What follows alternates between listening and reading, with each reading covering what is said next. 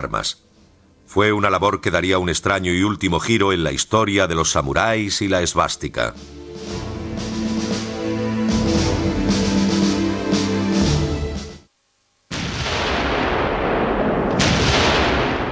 El plan americano de invasión de Japón, la Operación Olympic, proponía un asalto anfibio con 36 divisiones.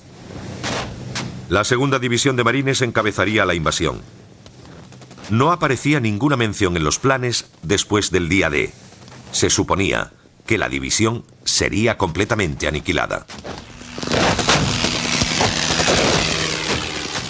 Los japoneses habían hecho acopio de más de 5.000 aviones kamikazes para destruir a la fuerza invasora. Se construyeron enormes defensas en la playa y en el mar.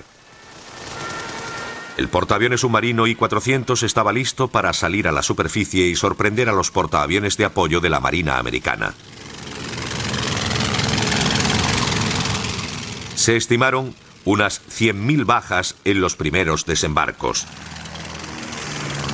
El ejército americano empezó a buscar desesperadamente un arma de largo alcance que les permitiera destruir las fortificaciones costeras de Japón sin exponer sus barcos a los ataques kamikazes.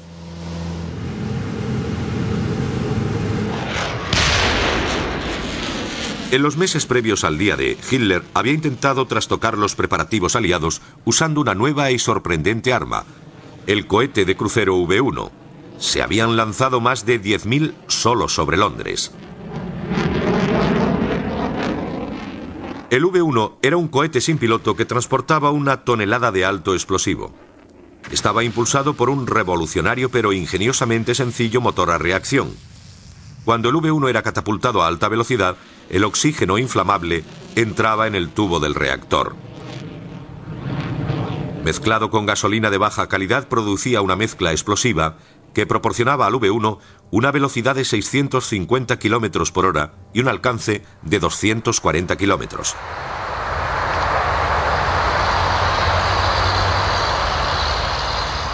¿Sería la respuesta que necesitaban los americanos? Estados Unidos ya había empezado a experimentar con los primeros misiles de crucero. El BAT tenía 3,5 metros de longitud y un alcance de 32 kilómetros. Un prototipo del BAT hundió un buque de guerra japonés en abril de 1945.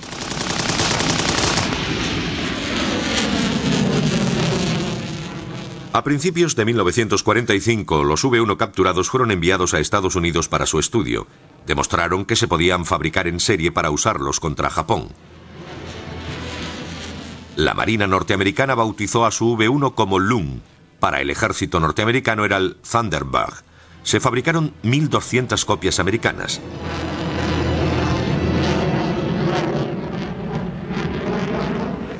Al otro lado del Pacífico, la flota secreta japonesa de portaaviones submarinos se hacía a la mar.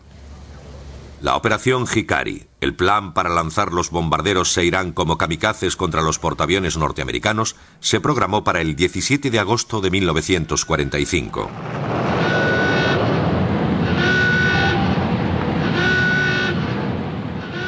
Pero ya era demasiado tarde. Las bombas atómicas lanzadas sobre Hiroshima y Nagasaki supusieron que no hubiera invasión de Japón.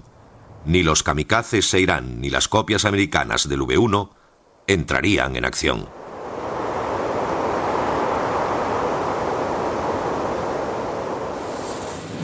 Entonces, al final de la guerra, ocurrió lo que más temía el ejército japonés desde 1939.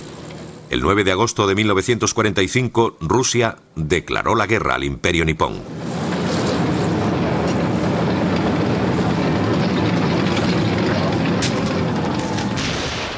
En los mismos campos de batalla donde el general Zhukov había derrotado al ejército imperial japonés en 1939, 1.600.000 soldados rusos atacaban en la estepa de Mongolia.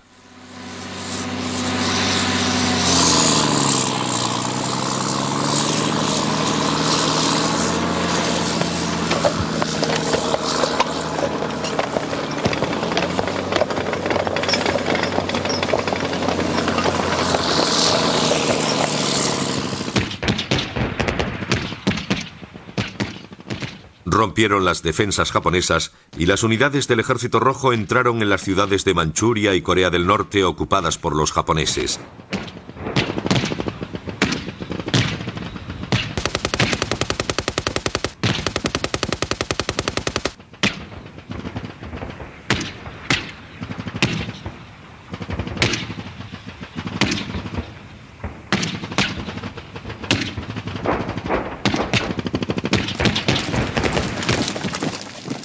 Los victoriosos soldados del Ejército Rojo fueron tratados como libertadores.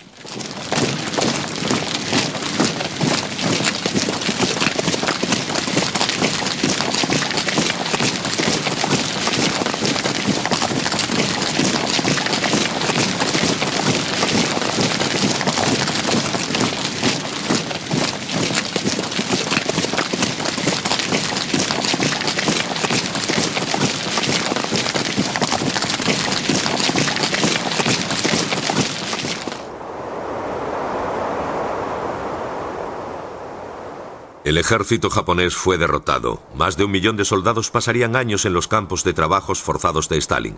La mitad no regresaría. En Tokio, los intransigentes oficiales que discutían sobre si Japón debía seguir luchando después de los ataques sobre Hiroshima y Nagasaki entraron en razón por la rapidez de la victoria soviética. Hubo varios factores que provocaron la rendición de Japón. Uno de los más obvios e importantes fue el bombardeo sobre Hiroshima y Nagasaki la semana anterior.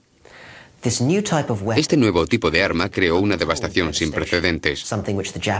Los japoneses no habían visto nada igual, ni siquiera durante los famosos bombardeos sobre Tokio. Esto hizo que el emperador diera la orden de rendirse. Si no, su gente sería objeto de una devastación aún mayor. Hubo otro factor que suele olvidarse. La semana anterior, al 8 de agosto, la Unión Soviética había declarado la guerra a Japón. Los japoneses se dieron cuenta de que si permitían que los rusos avanzaran más, tendrían muchas oportunidades de invadir Japón.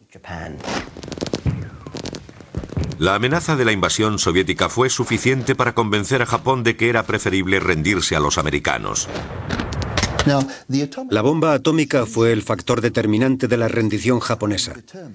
No hay duda de que el impacto provocado por la bomba fue inmenso, pero también lo fue la confusión provocada.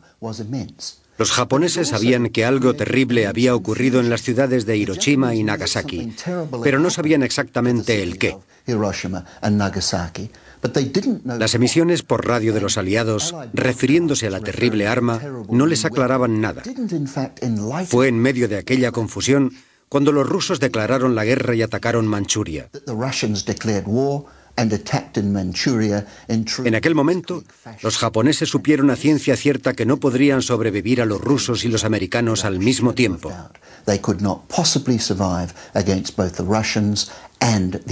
Había llegado el momento de pensar en la supervivencia de la nación, no en la victoria, la derrota o el armisticio. El ejército japonés había intentado evitar la guerra con Rusia. En julio de 1944, cuando una bomba asesina estuvo a punto de matar a Hitler, su antiguo confidente, el embajador japonés Hiroshi Oshima, fue a verle para proponerle una tregua con Stalin. Oshima quería la paz con Rusia para concentrarse en la defensa ante los americanos. Había ofrecido concesiones territoriales japonesas a Rusia si eso ayudaba a asegurar la colaboración de Stalin. Pero Hitler ignoró la propuesta. Hitler moría en Berlín mientras el Ejército Rojo cercaba su búnker. Pero Hitler dejaría un legado final a su aliado japonés. Cuando Berlín cayó en manos de los rusos, el submarino U-234 partió del cuartel general naval de Kiel con destino a Japón con el último cargamento militar de la guerra. Y el más letal. A bordo transportaba un equipo de radar, cohetes antiaéreos y un ME-262 completo. Y un envío especial envuelto en plomo. Fue acompañado por 2 oficiales japoneses, el coronel Genso Sois y el capitán Hideo Tomonaga.